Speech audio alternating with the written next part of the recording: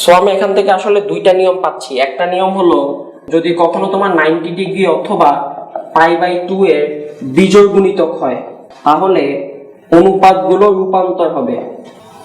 রূপান্তর হবে মানে হলো সাইন কস হবে, কস সাইন হবে, ট্যান কট হবে, কট ট্যান হবে, সেক কোসেক হবে, কোসেক সেক হবে। আর যদি আমাদের 90 ডিগ্রি বা π/2 এর জোড় গুণিতক হয়, জোড় গুণিতক হলে অনুপাতের রূপান্তর হবে না, তখন আর অনুপাতে কোনো চেঞ্জ হবে না, যা আছে তাই থাকবে। আর নিয়ম 2 হলো তোমার অ্যাঙ্গেল যাই থাকুক না কেন তোমাকে অবশ্যই চতুর্ভাগ হিসাব করে তোমাকে অবশ্যই কি করতে হবে, চিহ্ন বসাতে হবে। এটা হলো নিয়ম 2, ঠিক আছে? চতুর্ভাগ হিসাব করে চিহ্ন বসাতে হবে। হ্যাঁ, তো আমরা এখন দেখো কয়েকটা উদাহরণ দেখাবো। ধর প্রথমে আছে sine 270 degree minus theta. So দেখো 270 ডিগ্রি সাইন 270 কে লেখা যায় 3 × 90 ডিগ্রি মাইনাস থিটা। তার মানে 90 ডিগ্রি এখানে কি জোড় গুণিতক না বিজোড় গুণিতক? বিজোড় গুণিতক। যেহেতু এটা বিজোড় গুণিতক তাহলে বিজোড় গুণিতক হলে চেঞ্জ হবে, সাইন হয়ে যাবে কি বলো, কজ হবে। আর যে সূক্ষ্ম কোণ আছে সেটা বসে যায়, সূক্ষ্ম কোণ যেটা থাকবে সেটা বসে যাবে। দেন তোমাকে চতুর্ভাগ হিসাব করতে হবে। 370 তার মানে 90 এ 3 গুণিতক, তাহলে প্রথমে একটা 90, দুইটা, তিনটা 90, তার মানে এটা হলো আমাদের 270। সেই 270 থেকে আমি কি করব, মাইনাস থিটা করব, তার মানে ক্লকওয়াইজ ঘুরবো। ক্লকওয়াইজ ঘোরা মানে হলো আবার পিছন দিকে আসা। তাহলে আমাদের এই কোণটা হবে কি বলো, তাহলে এখান থেকে শুরু করে এই পর্যন্ত, এই রেখাটা পর্যন্ত অ্যাঙ্গেলটা হলো 270 মাইনাস থিটা। এখন এই রেখাটা কোন কোয়াড্রেন্টে পড়ছে? এই রেখাটা পড়ছে আমাদের থার্ড কোয়াড্রেন্টে। আমরা জানি থার্ড কোয়াড্রেন্টে ট্যান আর কট হলো পজিটিভ, বাকি সবগুলো নেগেটিভ। তাহলে এখানে দেখো এখানে কি আছে, সাইন। থার্ড কোয়াড্রেন্টে সাইন যেহেতু নেগেটিভ সেজন্য এটার সামনে কি আসবে, অ্যান্সার মাইনাস আসবে। একইভাবে দেখো আমি যদি এখন তোমাকে বলি সেক 330 ডিগ্রি, তাহলে প্রথমে তুমি এটাকে যেটা করবা সেটা হলো যে দেখো এটাকে লেখা যায় সেক 360 ডিগ্রি মাইনাস 30 ডিগ্রি। এখন 360 কে আবার লেখা যায় 4 × 90 মাইনাস 30। তাহলে এখানে এটা 90 জোড় গুণিতক হচ্ছে, জোড় গুণিতক হলে সেটা কখনোই কি হবে না বলো, চেঞ্জ হবে না। তার মানে সেক আছে সেক থাকবে, 30 ডিগ্রি আছে 30 ডিগ্রি থাকবে। তখন তোমাকে কি করতে হবে, এটা কোয়াড্রেন্টটা হিসাব করতে হবে। তাহলে দেখো যেহেতু 90 এর 4 গুণ, তাহলে 1 2 3 4 এই পর্যন্ত আসবো, দেন মাইনাস 30, তাহলে 30 ডিগ্রি পরিমাণ আমি ব্যাক করব, পিছনে চলে গেলাম। তাহলে আমাদের এইটুকু পর্যন্ত কোণ হইল 330 ডিগ্রি। এখন এই রেখাটা আছে ফোর্থ কোয়াড্রেন্টে কজ আর সেক হলো পজিটিভ, তাহলে এখানে যেহেতু সেক আছে তাহলে এটা কি হবে বলো, পজিটিভ হবে। এটাই হলো তোমার অ্যান্সার। দেন তুমি সেক 30 ডিগ্রি মান বসায় দিবা। আচ্ছা আর কয়টা দেখো, tan মাইনাস 1880। তো আমরা জানি প্রথমে দেখো মাইনাস, ট্যানের ভিতরে যদি মাইনাস থাকে তার মানে ট্যান মাইনাস থিটা, তখন সেটা হয়ে যায় মাইনাস ট্যান থিটা। তার মানে এখানে মাইনাসটা চলে আসবে, ট্যান চলে আসবে 1880। এখন তোমার কাজ হবে প্রথমে এই 1880 কে 90 দিয়ে ভাগ দেওয়া। 90 দিয়ে ভাগ দিলে কত আসে সেটা দেখতে হবে। তো 1880 কে আমি 90 দিয়ে ভাগ দিচ্ছি, ভাগ দিলে 20.88 আসে। পয়েন্টের পরের অংশ বাদ দিয়ে দিবা, খালি পূর্ণ সংখ্যা নিবা, দ্যাট মিনস 20। তাহলে 20 × 90, তাহলে এই অংশটার জন্য আমার আসতেছে 1800। তাহলে বাকি আছে কত বলতো, 80 ডিগ্রি। এই অংশটা যদি 1800 হয়, বাকি আছে কত, 80 ডিগ্রি। এইটু। এখন দেখো এই অংশটাতে 90 কি জোড় গুণিতক না বিজোড় গুণিতক? জোড় গুণিতক। যেহেতু জোড় গুণিতক তাহলে ট্যান চেঞ্জ হবে না, ট্যানই থাকবে, যে অ্যাঙ্গেলটা আছে সেই অ্যাঙ্গেলটা বসে যাবে, এবং এটা কোয়াড্রেন্টটা হিসাব করতে হবে। আচ্ছা দেখো 90 ডিগ্রি 20 বার, 90 হবে 20 বার, তাহলে 1 2 3 4 5 6 7 8, এখানে যদি 8 হয় তাহলে এখানে কত হবে বলো, 16 হবে।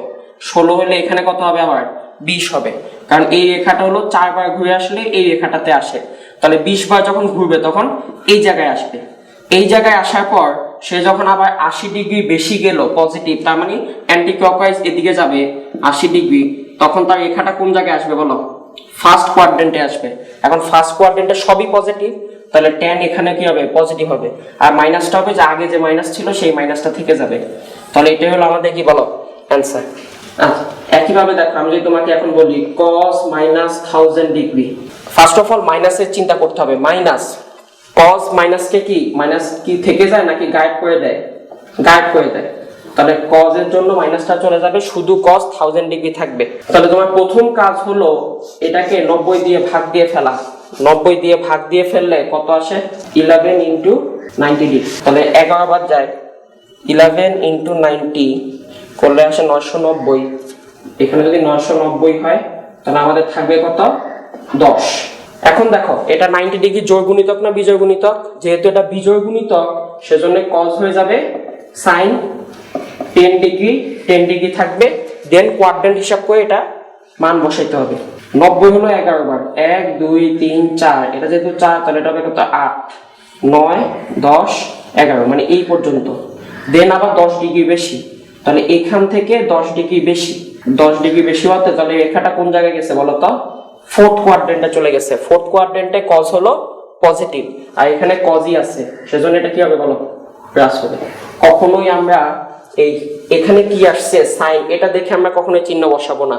অনুপাত যেটা দেওয়া ছিল সেটা দেখে চিহ্ন বসাবো।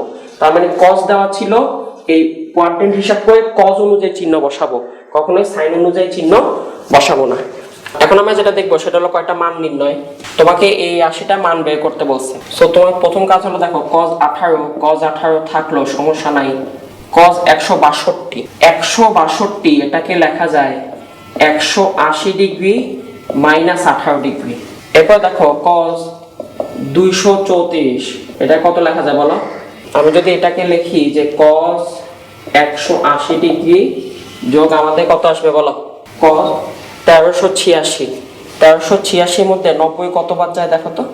1386 ডিভাইডেড বাই 15 বার, তাহলে 15 ইনটু 90 1350, তাহলে থাকে আমাদের 36 থাকে। তাহলে এখান থেকে দেখো cos 18 ডিগ্রি থাকলো 180, তার মানে 90 এর জোড় গুণিতক, যেহেতু 90 এর জোড় গুণিতক তাহলে cosই থাকবে।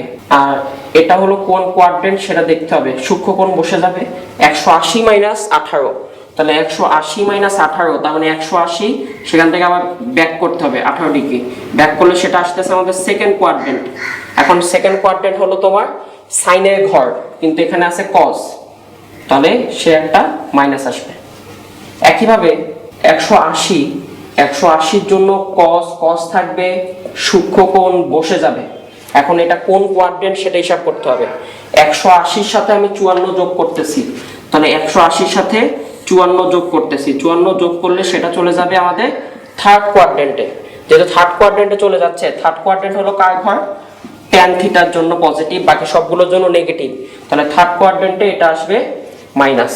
এখানে দেখো 90 বিজোড় গুণিতক 15 গুণ, তাহলে বিজোড় গুণিতক হলে cos হয়ে যাবে আমাদের sin, সূক্ষ্ম কোণ বসে যাবে। আর এখানে 15 বার আছে, তাহলে কোয়াড্রেন্ট হিসাব করলে 1 2 3 4, 4 মানে হলো 8, 8 মানে হলো 12, 13 14 15, 15 বার যাওয়ার পর আবার 36 যোগ হলো, তার মানে সেটা হবে কোন কোয়াড্রেন্টে বলো? Fourth quadrant.